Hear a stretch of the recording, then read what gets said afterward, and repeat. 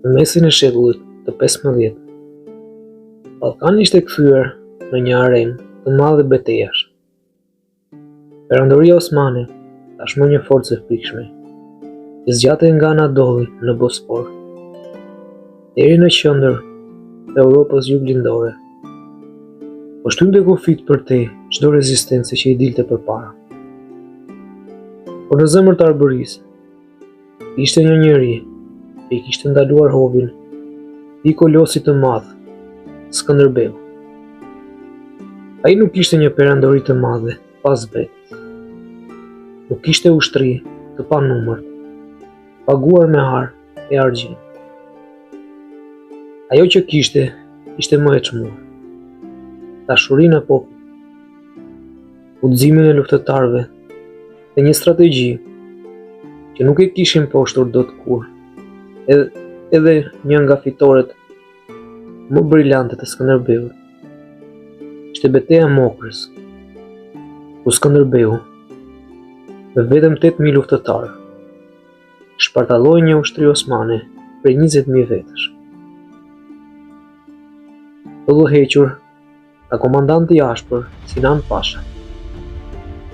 Viti ishte i trazuar pas disa ekspeditave të dështuara kundër Skënderbeut.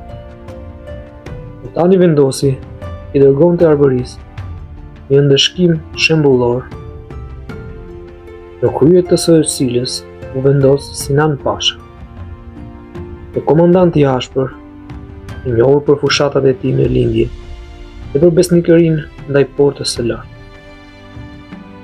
Qëllimi i tij ishte i qartë: të kapte ose të vriste Skënderbeun dhe ta shkatronte lidhjen e Lezhës një herë. Lajmi mbriti në Kruj. Skënderbeu nuk u trondit. Përkundrazi, u sqeshi i qetë.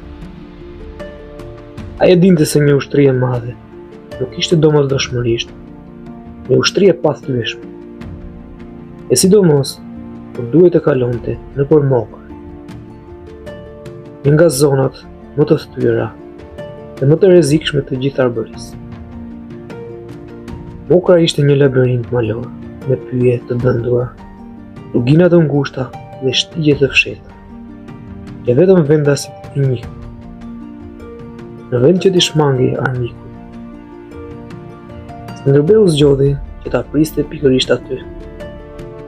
E dinte që në terrenin e hapur, numrat e Sinan Pashës mund të bënin diferencën. Por në Mokër, formacionet osmane do të shpërndaheshin, komunikimi do të humbiste dhe ushtria do të bëhej e pambrojtur. E pikërisht këtë donte Skënderbeu. Me 8.000 luftëtarët në të mirë të tij kalovës, arkëtar, luftëtar me shpata dhe heshta, ai marshoi natën drejt Mokrës.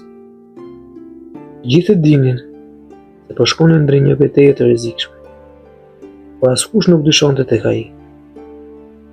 Në agimin e ditës së betejës, Skënderbeu i pozicionoi njerëzit e tij në 2 krah të pyllit dhe të grykave. Një pjesë e ushtrisë fsheh mes pemëve të dëndura.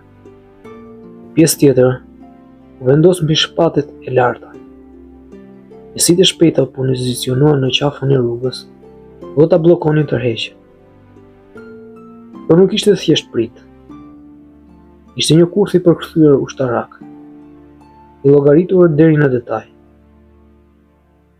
Nga ana tjetër, ushtria osmane, me mbi 20.000 ushtar, arshonte drejt Mokrës, me besimin e plot, dhe do të kalonte pa problem.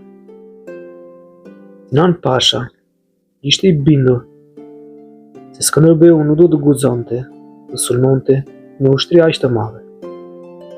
Por ai nuk e njihte mirë generalin arbëror. Ndërsa osmanët hynë në zonën e ngushtë, rreshtat e tyre u gjatësuan dhe u bën të çrregullta. Ushtarët e parë ishin shumë larg të fundit. Kalorësia osmane nuk mund të komunikonte siç duhet. Ishte momenti që Skënderbeu po priste.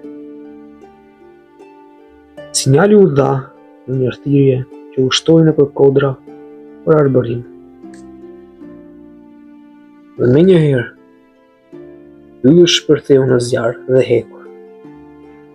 Udhëtarët e Skënderbeut dolën nga të dy anët e malit, duke u hedhur mbi osmanët në një sulm të rrëfeshëm. Arkëtarët qëllonin nga shpatet, duke krijuar panik.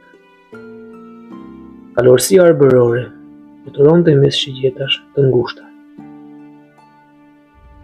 duke goditur trupat osmane të shpërndara. Udhëtarët me shpata ranë mbi një sip të këmbësërisë osmane që nuk kishin as formacion mbrojtës. Osmanët u kapën të papërgatitur. Brenda minutash, betejë e rregullt u kthye në kaos.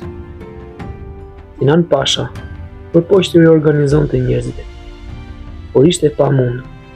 Terreni nuk e lejonte. Ai pa me sytë e tij se si rreshtat osmane dobtoheshin nga sulmet e shpejta dhe të sakta të ushtrisë arbërore.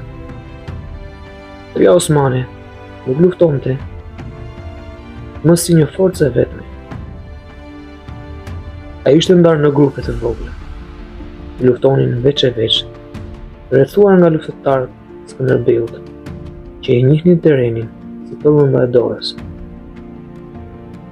Skënderbeu vetë ishte në vijën e parë të sulmit. Pikalin e tij duke i drejtuar njerëzit me zë të fortë. Kronikanët e kohës ai duke si një luan në mes të betejës, duke i dhënë zemër çdo luftëtari rreth tij. Kur pa që beteja ishte e humbur, Sinan Pasha dha urdhër për tërheqje, por ishte shumë vonë. Rrugët e ngushta të mokre tashmë ishin në kontrollin e njësive të shpejta të Skënderbeut. Osmanët tentuan të ktheheshin mbrapa, por gjetën përballë një bariere njerëzish, që nuk lejonin askënd të kalonte. Tërheqja u kthye në masakër. Shumë ushtarë osmanë ranë në përumnerat të tjerë, shtypën mes njëri tjetrit nga paniku. Në fund Sinan Pasha mezi arriti të shpëtonte gjallë, duke lënë pas një pjesë të madhe të ushtrisë së tij. Kur heshti zhurma e betejës, mokra u mbush me jehonën e fitores. Skënderbeu qëndroi mes njerëzve të tij, ndërsa flamuri me shqipojnë dy krenare, palbitej mbi fushën e betejës. Nga ushtria e Sinan Pashës mbetën shumë të vdekur, të plagosur dhe të kapur rob. Dore ishte aq e plotë,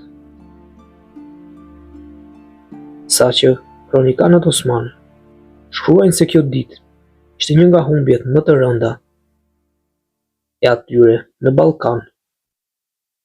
Perandoria osmane u trondit. Ta kuptuan se Skënderbeu nuk ishte një rebel i thjeshtë. Ai ishte një general i jashtëzakonshëm, që nuk mund të mpoštej me numra. Fitoria në Mokër dha Skënderbeut disa avantazhe. Duke rritur moralin e ushtrisë arbërore, tregoi që arbëria ishte pathyeshme në terrenin e saj. I detyroi osmanët të riorganizonin planet e tyre. Forcoi pozicionin e tij para aleatëve evropianë. Kjo betejë hyri në histori si një shembull i luftës guerile të kombinuar me strategji të lartë ushtarake. Beteja e Mokrës nuk ishte vetëm fitore ushtarake.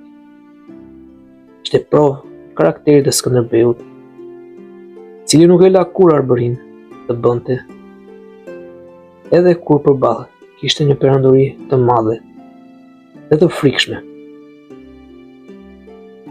Historia e kësaj betejë jeton ende sot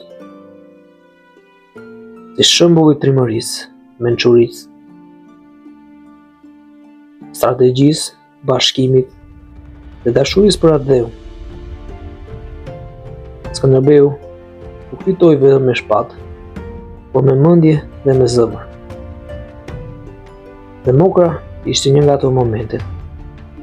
Pra I tregoi se si njeri me një popull pas vetes mund t'i thyej perëndërit.